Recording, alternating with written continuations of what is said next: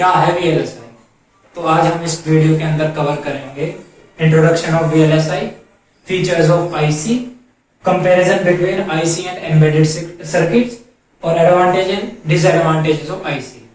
इस पूरे चैप्टर के अंदर कुछ बेसिक टर्मिनोलॉजीज हैं जो कि बहुत इंपॉर्टेंट है, दिखने में सिंपल है, जैसे इंटीग्रेशन क्या होता है, पैकेजेस क्या होते हैं, कॉम्बिनेशन ऑफ बेसिक एलिमेंट्स क्या है, फैब्रिकेशन क्या है, सिंगल चिप हम गाना गाते रहेंगे, ये सिंगल चिप है क्या।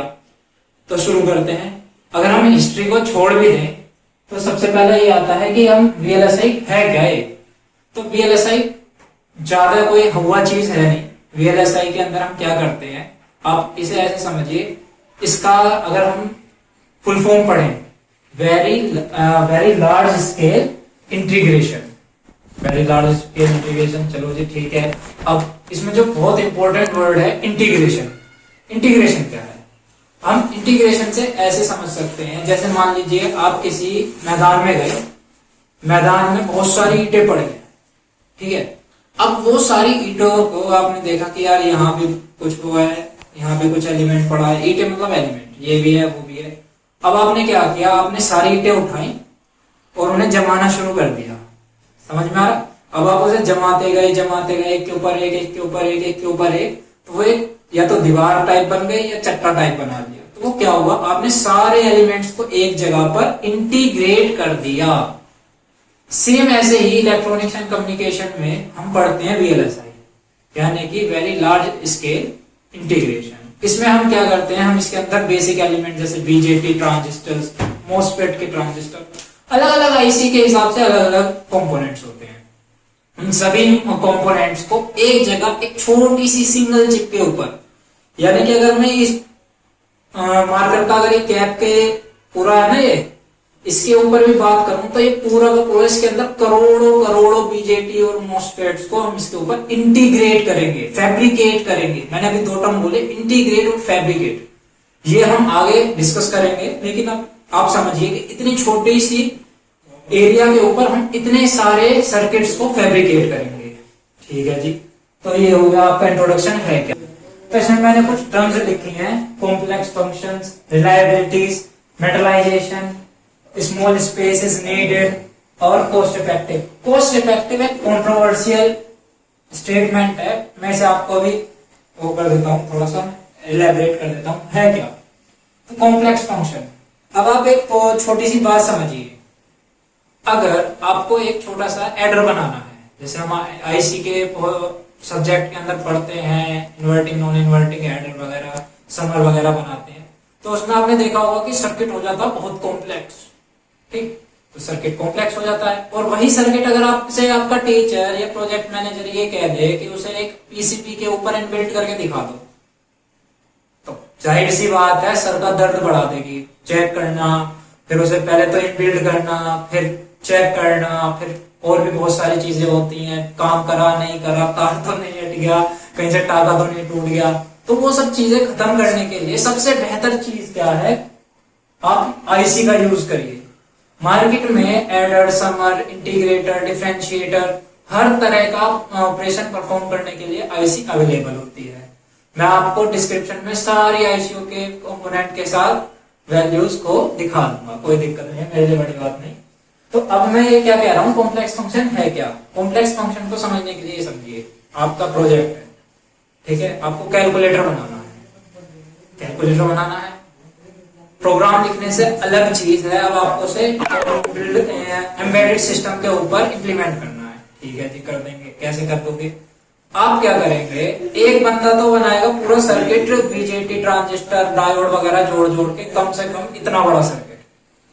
वहीं से एक चुनमुन आएगा, चुनमुन 5 रुपए की आईसी लाएगा, 5 रुपए की आईसी लाके इनबिल्ड करेगा, उसमें 4 इनपुट देगा, पिन उसकी डिसाइड होती हैं अलग अलग, 555 की 8 पिन की आईसी होती है, उस पर आप ट्रिगिंग करके बहुत सारे सर्किट्स को ऑपरेट करा सकते हो। तो इस टाइप की कोई वो आईसी लाएगा, समिंग की, addition, subtraction, differentiation, minus plus सब की लाएगा, अपना लॉजिक इंप्लीमेंट करेगा, दिखाएगा। अब मास्टर आएगा, चेक करेगा, इतना बड़ा सर्किट चेक करेगा, उधर चुनमुन आएगा इतने छोटे से सर्किट के साथ, वो यहाँ पे उसका देखता जाएगा और अचानक कहीं तार टूट गया, गया zero.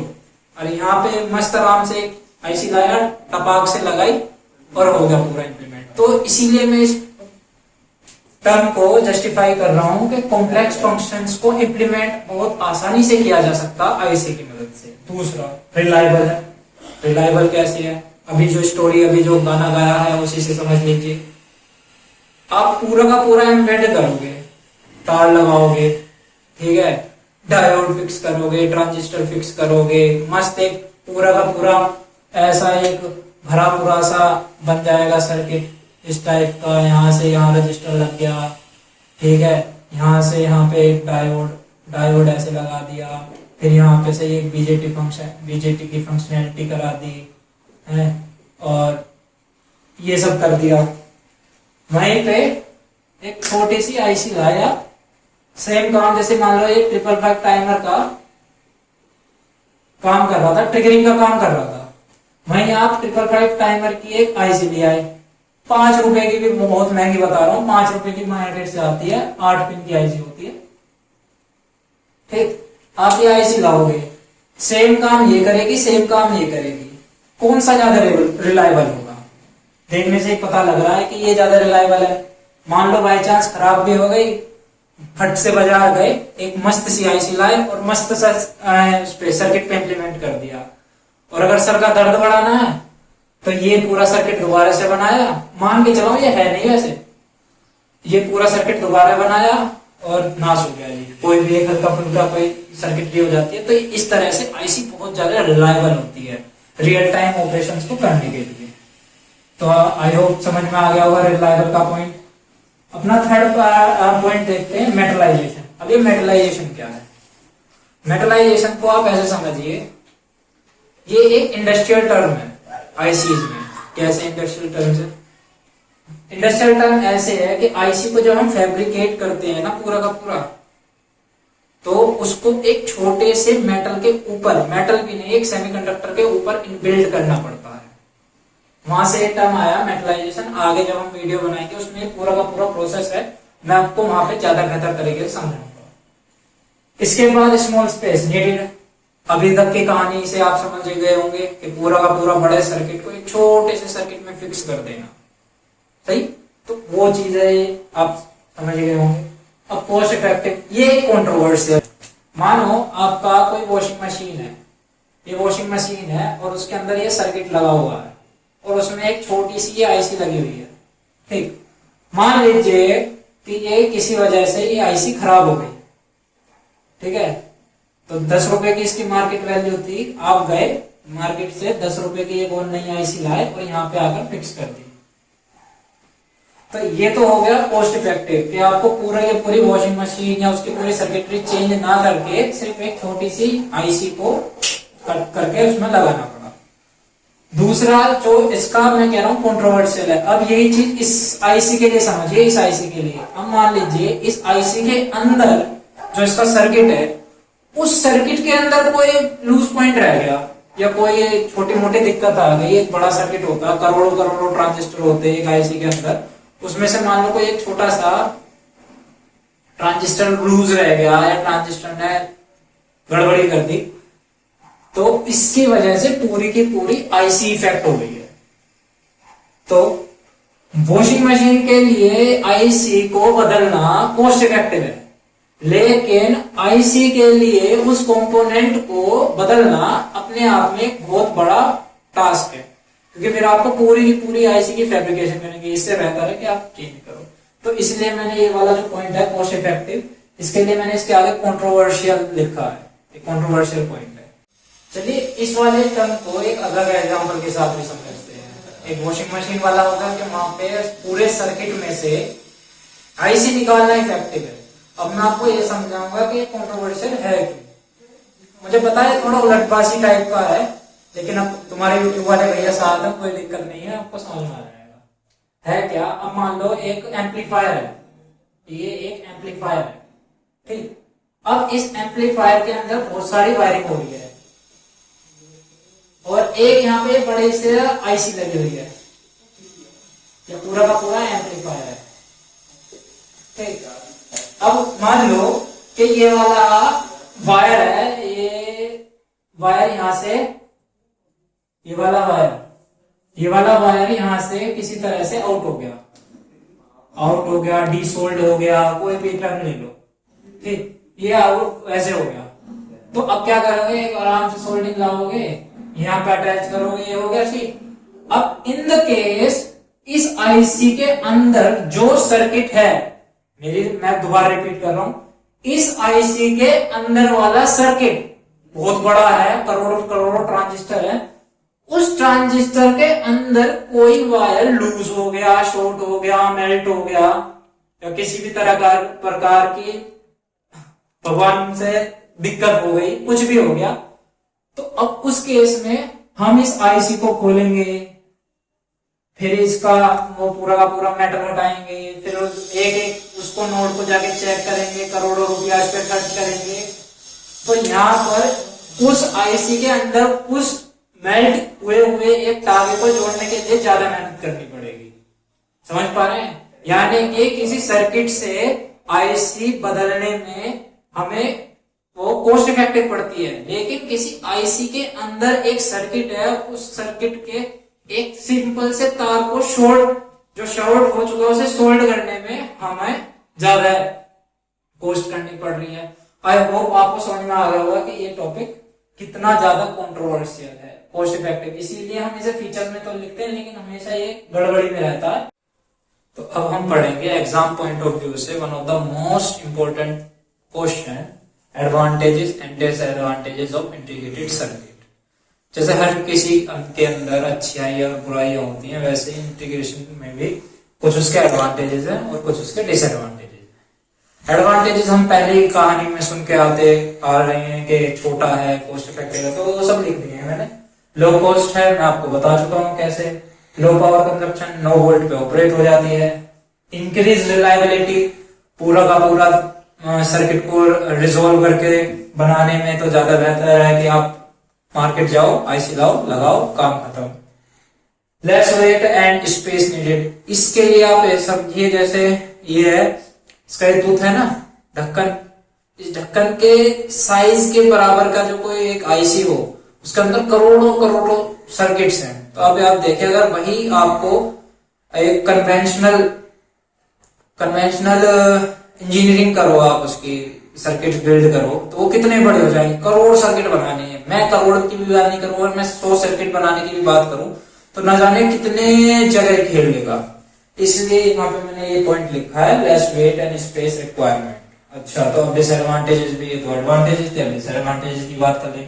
If any component inside the IC goes out, then we have to replace whole IC। ये मैं क्या कह रहा हूं, ये कह रहा हूं कि अगर आईसी के अंदर कोई एक छोटा सा तार भी अगर अपनी जगह से डीशॉर्ट हो गया, तो आपको ये नहीं है कि आपको आईसी को खोलोगे फिर उसके अंदर दोबारा शॉर्ट करोगे, आपको पूरी की पूरी आईसी ही रिप्लेस करनी पड़ेगी, क्योंकि उस प्रोजेक्ट में आईसी रिप्लेस करना is much cost efficient than to replace a component inside the IC. That's why I write this point in disadvantage.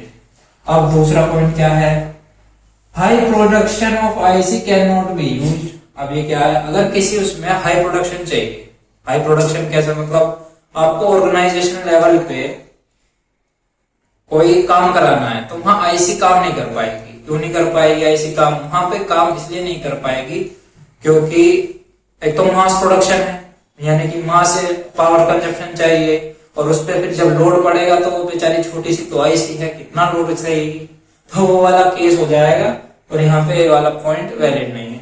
तीसरा पॉइंट, लैक ऑफ फ्लेक्सिबिलिटी। अगर कोई आईसी, अगर किसी आईसी का काम है 3 + 5 = 8, तो अब वो सिर्फ इसी के लिए डिजाइन है, इसके अलावा वो कोई काम नहीं कर सकती, इसलिए यहाँ पे लिखा है lack of flexibility. For example, अगर आपने कभी प्रोग्रामिंग करी हो, प्रोग्रामिंग के अंदर हम करते थे स्टैटिक टाइप की प्रोग्रामिंग होती है ना, जिसमें ए की वैल्यू पहले डिफाइन हो जाती है, फिर बी की वैल्यू अपने आप डिसाइड कर दी, फिर प्रिंट एफ लिखा के सम आ रहा है जी, ये आओ a + b = c कर दिया, 8 आ गया आंसर। तो ये क्या हुआ कि हमने पहले ही डिजाइन कर दी पूरी आईसी इसका ये काम है। एडर वाला काम एडर के लिए ही है, डिफरेंशिएटर का काम नहीं कर सकता। सबट्रैक्टर इंटीग्रेशन का काम नहीं कर सकता। तो आईसी एक काम के लिए अगर वेल डिफाइंड हो गई तो वो हो गई। तो इसलिए यहाँ पॉइंट आता है लैक ऑफ फ्लेक्सिबिलिटी, हम उसे दोबारा चेंज नहीं कर सकते। हाँ, उसे कॉम्बिनेशन से कोई दूसरा काम करा सकते हैं, लेकिन वैसे नहीं कर सकते। Inductors and transformer can not B fabricated. अगर ये काम और हो जाता है ना इसी में, तो आज का सारा जो वर्क है, जो ये अभी आपके मोबाइल वगैरह इतने महंगे, थोड़े से और महंगे हो जाते हैं कंपैरेटिवली। क्यों? क्या अगर हम इंडक्टर उस पर बिल्ड कर पाते हैं आईसी में, तो बहुत सारी प्रॉब्लम सॉल्व हो जाती है। हम इसके बारे में आगे डिस्कस करेंगे, लेकिन ये नहीं कर सकते हम, तो क्या ही कर सकते हैं। तो इस वीडियो में हमने अभी तक ये सब कवर कर लिया है, advantage, disadvantages, introduction of IC. और अगले वीडियो में हम इससे फर्दर एक्सटेंड करेंगे। साथ में हम उठाएंगे जो AKTU से रिलेटेड इंपॉर्टेंट क्वेश्चन है, VLSI से रिलेटेड, वो सभी कवर करेंगे। तो आप सभी से अनुरोध है कि अपने दोस्तों जो भी इलेक्ट्रॉनिक्स वगैरह ब्रांच में है, जिनके भी पास VLSI है, उनको आप इसे शेयर करें, हमें लाइक करें, इससे हमें प्रोत्साहन मिलेगा। और सब्सक्राइब करें, जिससे आपको अगला अपडेट जल्दी से जल्दी मिल सके। तो thank you, have a nice day.